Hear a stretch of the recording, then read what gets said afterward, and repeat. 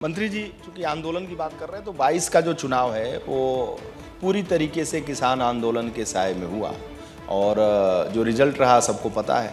आपने चुनाव के रिजल्ट से पहले ही कह दिया था कि ऐसा कुछ होगा जो सब कुछ लोग देख रहे हैं, जो आंकड़े लगा रहे हैं वो सब धरे के धरे रह जाएंगे। गोरखपुर में आपने कहा था, तो आप बताइए कि पहले तो मथुरा के दो कद्दावर मंत्री थे, अब पूरी जिम्मेदारी आपके पास है। श्रीकांत शर्मा है नहीं तो विधायक हैं, केवल मंत्री नहीं हैं, तो अकेले जिम्मेदारी किसान आंदोलन, जाट, ये सारा जो समीकरण इधर है, 24 में क्या होगा इस पूरे ब्रज क्षेत्र में और पूरे इलाके में, पश्चिम में पूरा? मुझे बहुत अच्छी तरह याद है, एबीपी गंगा ने मेरा गोरखपुर में इंटरव्यू लिया था और उस समय बड़े बड़े मैंने ये कहा था कि मैं ज्योतिषी नहीं हूँ, लेकिन मैंने ये कहा था कि ये जो भी भ्रम है ये सब बिल्कुल धूल धूसरित होगा, पूर्ण बहुमत की सरकार बनेगी, 2/3 से बनेगी। मैं आज पुनः ये बात कह रहा हूँ, पहले हम लोग अब के हम 67 सीट जीते हैं लोकसभा की वर्तमान में, इससे पहले हम 72 सीट जीते थे। आप आज नोट कर लीजिए, पूरी 80 की 80 सीट उत्तर प्रदेश में भारतीय जनता पार्टी जीतेगी। ये कहीं इस बारे में कोई संदेह मेरे ख्याल से यदि किसी को हो, मैं पुनः कह रहा हूँ कि मैं ज्योतिषी नहीं हूँ, लेकिन वर्तमान में जो जनता की स्थिति है वो मोदी जी और योगी जी इन दोनों के लिए पूर्ण समर्पित है।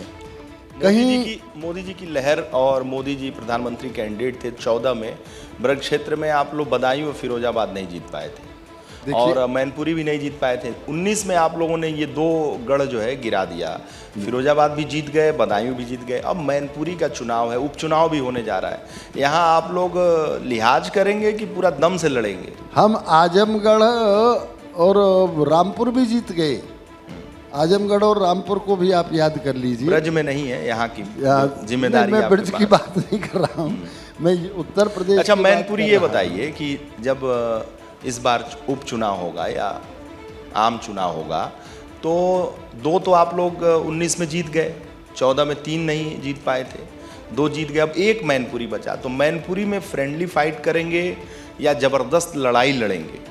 देखिए, फाइट जिसका नाम है वो फ्रेंडली कहाँ है? फाइट तो फाइट है। नहीं, आप लोगों ने कुछ लिहाज किया था पिछली बार। अब ये तो देखिए, जहाँ लिहाज करने की बात है, मैं इस बात को स्वीकार करता हूँ कि मुलायम सिंह जी किसानों के नेता थे, मुलायम सिंह धरतीपुत्र थे, इसमें कहीं कोई संदेह की बात नहीं है। और मुलायम सिंह जी का सम्मान आदरणीय मोदी जी भी और सभी राजनीतिक व्यक्ति करते थे। लेकिन अब अगले चुनाव में ये तो हमारे ऊपर के जैसे ही केंद्रीय नेतृत्व तय करेगा वैसा ही हम लोगों को करना है।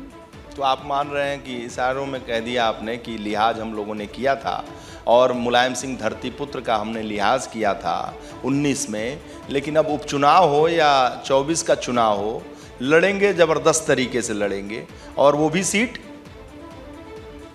24 के बारे में तो मैं कह चुका हूँ आपसे। वो भी सीट, एक ये मैनपुरी की सीट मैं कह रहा हूँ, 24 के चुनाव में 80 सीट से बाहर थोड़ी है मैनपुरी।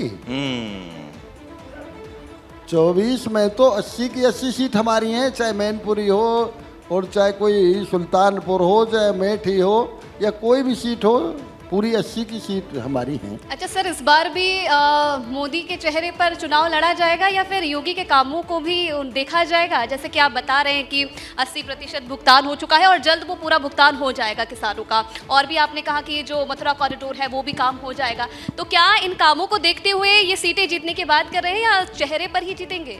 देखिए, एक बात सुन लीजिए, अब चेहरा कोई बुरा नहीं होता, काम बुरा और अच्छा होता है।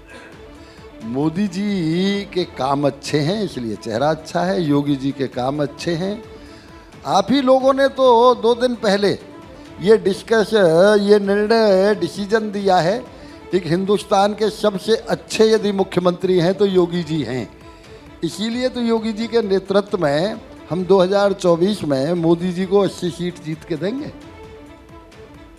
अच्छा सर, एक और सवाल मेरा, क्योंकि कुछ देर पहले मैंने सुना था जब हम एक नॉर्मल बात कर रहे थे तो कुछ लोग यहाँ पर थे, क्योंकि अभी आपने देखा बारिश ने किस तरीके से तबाही मचाई है, बेमौसम बारिश, फसलों पर बहुत नुकसान हुआ है, और कुछ लोग यहाँ पर जिक्र भी कर रहे थे उस चीज़ का कि सरकार की तरफ से क्या अब आने वाले समय में कैसे उसके लिए काम किया जाएगा, मुआवजा कैसे बांटा जाएगा, क्योंकि बहुत बड़ा नुकसान किसानों को हुआ इस बारिश से।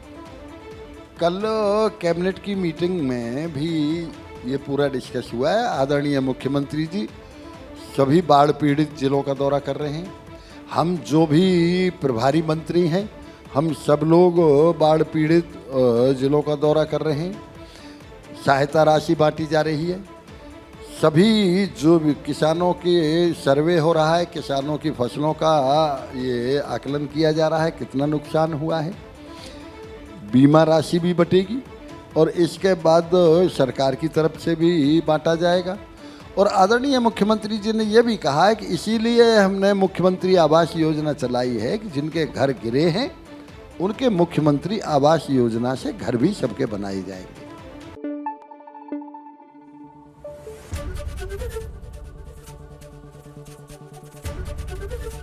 एबीपी गंगा, खबर आपकी, जुबान आपकी।